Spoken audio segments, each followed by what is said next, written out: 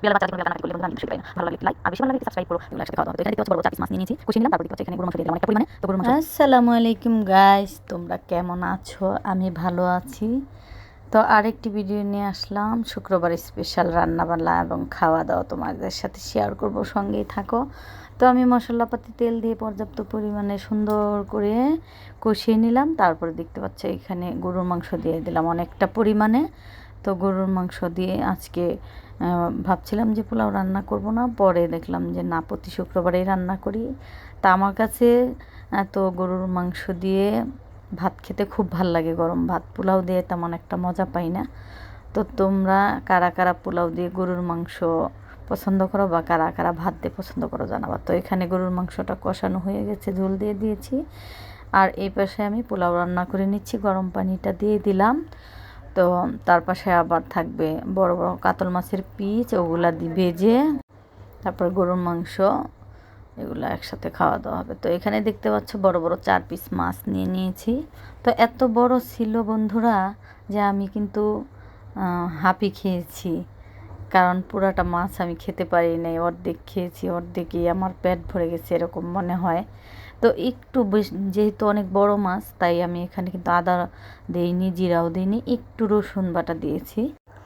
আর দিয়েছি গুঁড়া মরিচ, হলুদ, একটু তেল, লেবুর রস, এগুলো দিয়ে মাখিয়ে একটু ম্যারিনেট করে রাখলাম।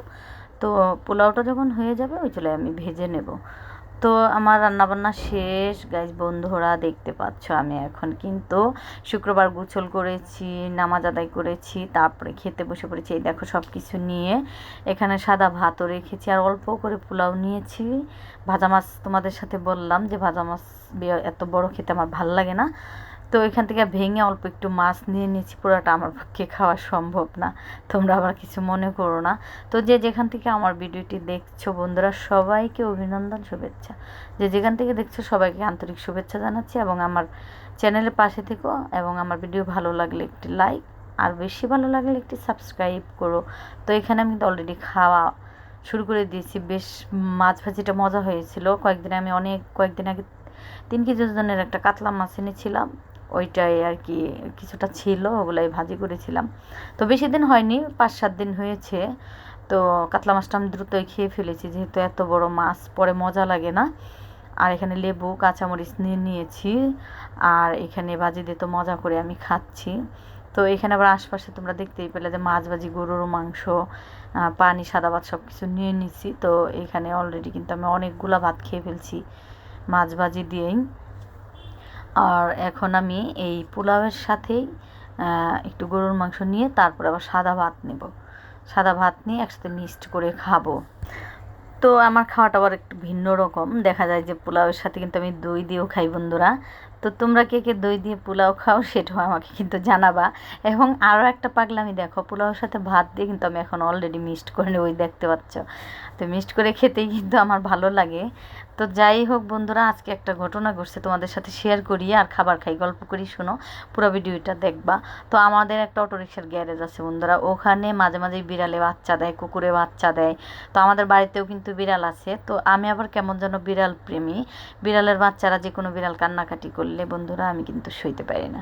তো আমি কি করেছি, 3 দিন 3টা বিড়ালের বাচ্চা এনেছি একটু বড় করে, তারপরে আমি ফেসবুক পেজে যদি দিয়ে দিই লিঙ্ক, তাহলে কিন্তু ওরা নিয়ে নেয়। তো আজকে আবার আরেকটা মানে আমি গিয়েছিলাম আমাদের গ্যারেজে, আমার হাজব্যান্ড বলেছিল যে আসো কথা বলবো, তো আমি গিয়েছি। তো তখন আমরা দুজনে কথা বলতে বলতে দেখি বিড়াল কান্নাকাটি করতেছে অনেক। তো ওর আব্বুকে বললাম এই বিড়াল কোত্থেকে আসছে, বললো যে এখানেই জন্ম নিয়েছে, এখানেই থাকে। তো আমি বললাম যে ওর মা আসে না, বললো যে না, এখানেই খায়, কান্নাকাটি করে, এই করে। আমি তাহলে তুমি আগে বলতো, আমি নিয়ে যেতাম, তুমি তো জানো এই গ্যারেজ থেকে আমি 3টা বিড়াল নিয়ে বড় করে দিয়ে দিছি। পরে বন্ধুরা আমার কান্নাকাটি ভালো লাগলো না, আমি কিন্তু অলরেডি নিয়ে আসছি আইনা খাওয়ায়া দাওয়া। তো এখন বিড়াল কিন্তু আমাকে ছাড়া কিছু বুঝে না, আমাকে দেখে খুব কান্নাকাটি করে, মানে সুন্দর করে কথা বলতে চায়। তো যাই হোক, বিড়ালের গল্প অনেক করলাম। তো বন্ধুরা আমার কিন্তু খাওয়া দাওয়া প্রায় শেষের দিকেই হয়ে যাচ্ছে।